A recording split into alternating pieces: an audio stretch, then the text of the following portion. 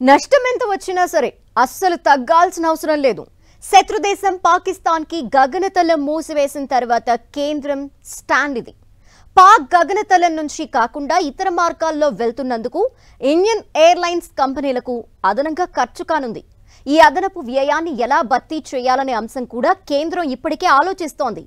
ఎంత ఖర్చైనా ఎంత నష్టమైనా సరే పొరుగు దేశం పాకిస్తాన్కి మాత్రం బుద్ధి చెప్పకుండా తగ్గేదే లేదని స్పష్టమైన సంకేతాలిచ్చింది.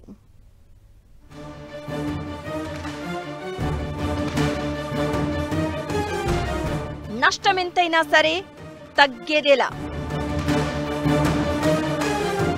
పాక్కి గగనతలం మూసేయడంతో ఇండియన్ ఎయిర్లైన్స్ కంపెనీలకు ఎంత ఆర్థిక భారం పడుతుందో కేంద్రం నివేదికలు కోరింది.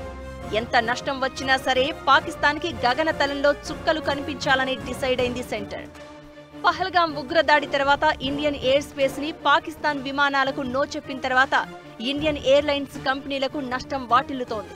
అయినా సరే పొరుగు దేశం తిక్క కుదర్చడానికి రెడీ అయింది. ముందుగా ఎయిర్ ఇండియా తమకి దాదాపు 5,000 కోట్ల రూపాయల ఆర్థిక భారం పడుతుందని సివిల్ ఏవియేషన్ మినిస్ట్రీకి తెలిపింది. టాటా గ్రూప్ సంస్థ అయిన ఎయిర్ ఇండియా ఈ షట్ డౌన్ సంవత్సరం కొనసాగితే తమపై 5,000 కోట్ల వరకు అదనంగా భారం పడుతుందని, దాన్ని సబ్సిడీగా ఇవ్వాలంటూ కోరినట్లు తెలుస్తోంది. అమెరికా, కెనడా, యూరప్ దేశాలకు వెళ్లే విమానాలు పాక్ నుంచి కాకుండా మరో మార్గం ఎంచుకోవడం వలన సమయం ఎక్కువ పడుతుంది. అలానే ఈ సమయంలో అదనంగా సిబ్బందిని నియమించుకోవాలి. ఏవియేషన్ ఫ్యూయల్ ఎక్కువ అవసరమవుతుంది. ఇదంతా కలిపి లాంగ్ రన్ 5,000 కోట్ల అదనపు భారంగా ఎయిర్ ఇండియా చెప్తోంది.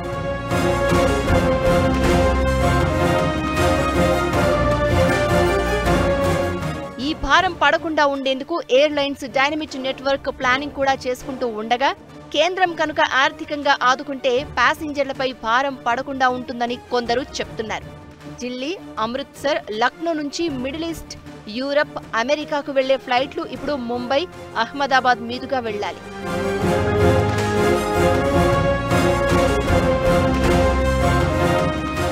మరి ఈ ఎయిర్ స్పేస్ మూసేయడం వలన పాక్కి కూడా భారీగా నష్టం వాటిల్లుతుంది.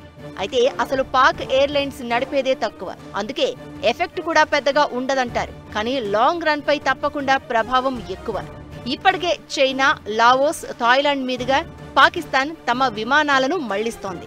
అయితే గతంలో ఈ ప్రయాణాలకు 6 గంటల సమయం పడుతూ ఉండగా ఇప్పుడు 8 గంటలకు పెరిగింది. అలానే ప్రతి వారంలో 6 ట్రిప్స్ కనుక తిరిగితే $27 మిలియన్ నుంచి $40 మిలియన్ వరకు అదనంగా భారం పడుతుంది. అలా మే నెలాఖరుకే పాకిస్తాన్పై కనీసం $108 మిలియన్ మేర అదనంగా భారం పడుతుందని ఇండియా టుడే రీసెర్చ్ చెప్తోంది. ఈ లెక్కలు చూసినప్పుడు రాబోయే ఏడాదిని కనుక ప్రాతిపదికగా తీసుకుంటే పాక్ ఎయిర్లైన్స్ పై ఈ భారం భారత్ పై నష్టానికి రెట్టింపు ఉంటుంది అనడంలో సందేహమే లేదు.